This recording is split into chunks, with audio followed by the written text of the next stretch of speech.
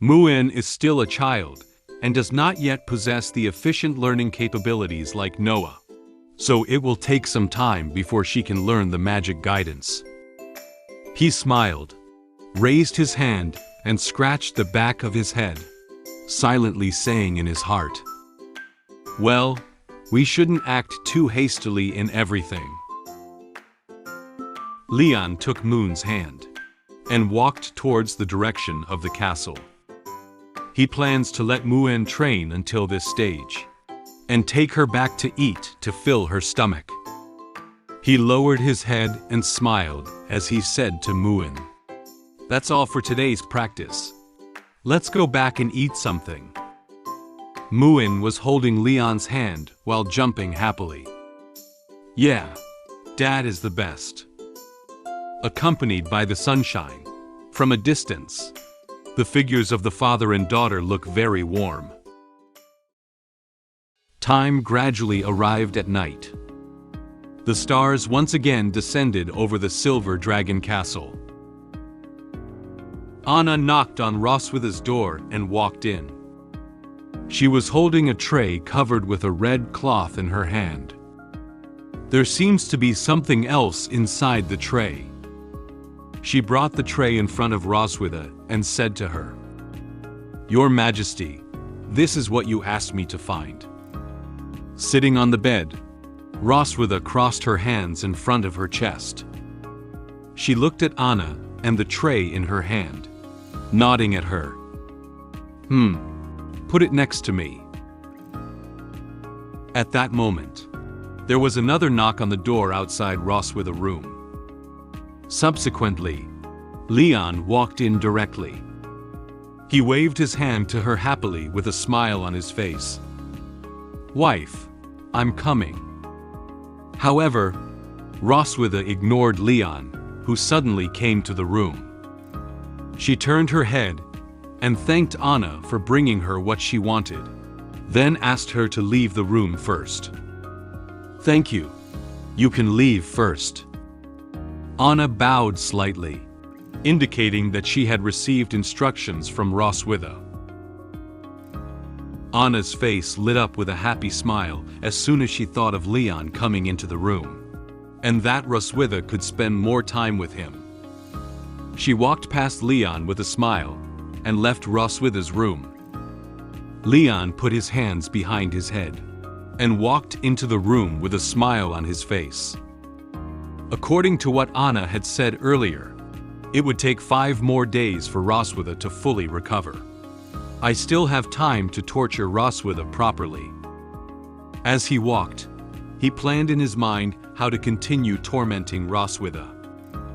He still doesn't know that her body has recovered. He stood in front of Roswitha, his hands slightly bent, and he said to her with a caring expression, "Where else are you feeling unwell today?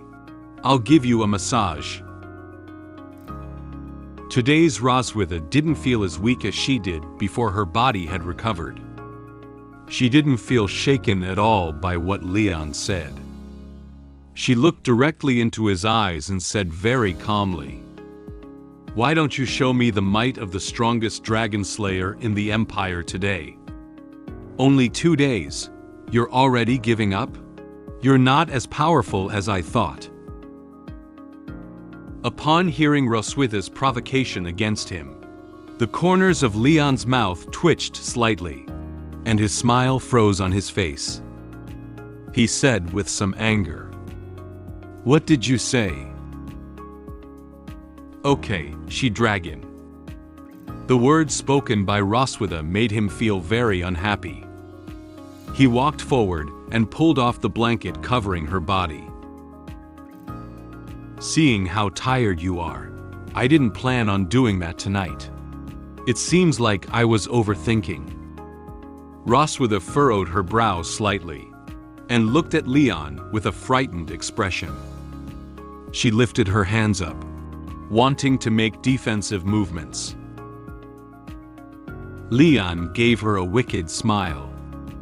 He slowly approached her, repeatedly stroking her face, giving a preview of the torment he would inflict on her tonight. Your mouth is so hard, so your body must also be very solid. Right? Roswitha's body trembled slightly and looked at Leon with fearful eyes. At this moment, Leon was unaware of the seriousness of the matter. For Roswitha's provocation just now, he intends to give her a proper punishment. He quickly took off his clothes, ready to carry out a new round of torture on her. Roswitha, you will regret it.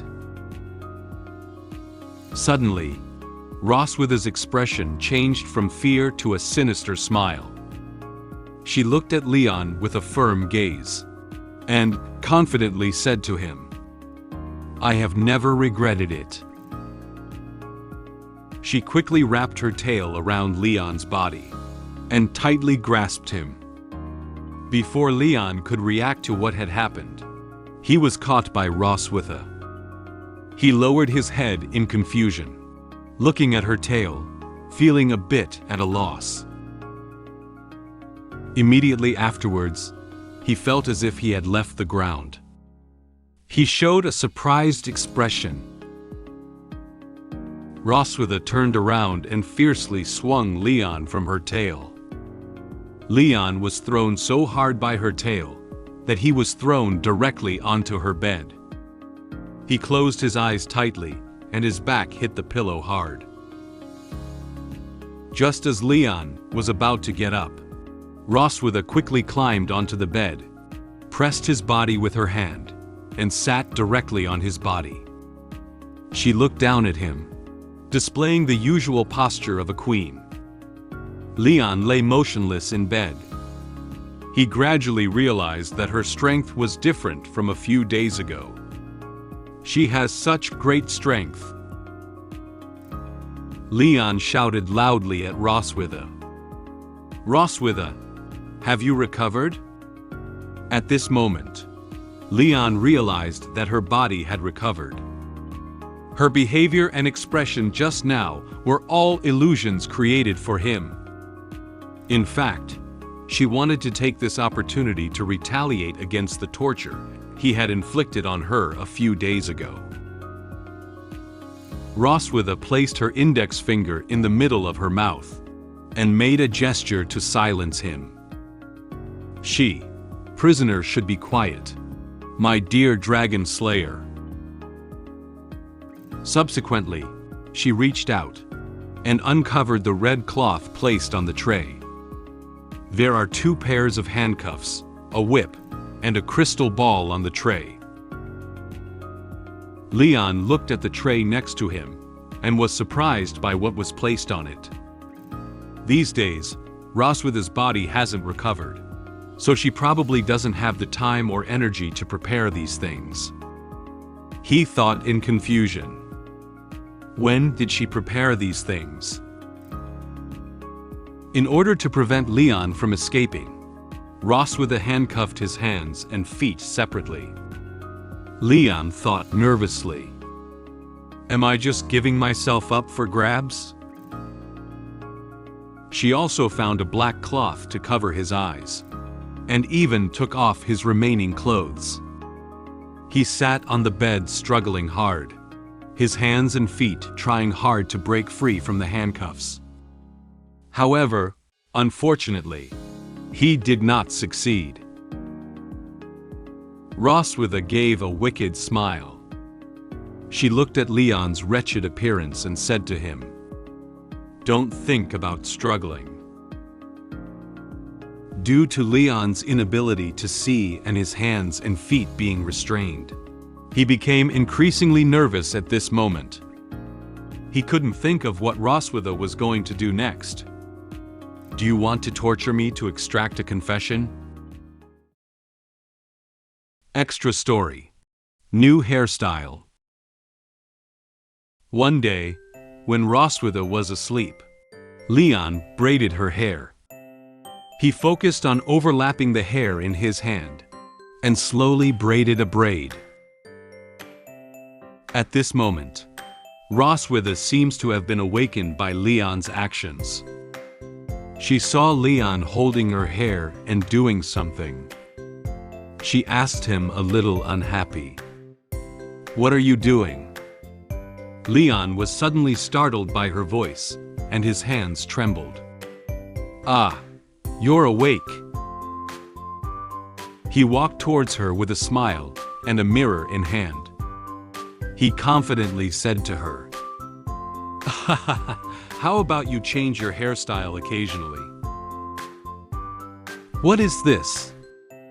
Roswitha sat up and picked up the mirror to look at herself. She found that she had a beautiful braid. Leon stood beside her and said to her, "I'll weave your hair casually. If you don't like it, just untie it." Roswitha's face blushed slightly as she looked at the neatly and beautifully braided hair. Actually, she is very satisfied with this hairstyle. She touched her braid and silently evaluated it in her heart. Well, not bad. So, Roswitha quietly kept this braid. Hey! Have you heard about it? SF Light Novel is going to share a new comic. I have already shared a new comic. The name of this comic is The Blonde-Haired Villain. In Girl Overlord novel, also longs for happiness. I have already shared the relevant content of this comic in this video. You can click on this video to learn about the comic story and character information. If you are interested, you can subscribe to my channel and wait for the sharing of new comic.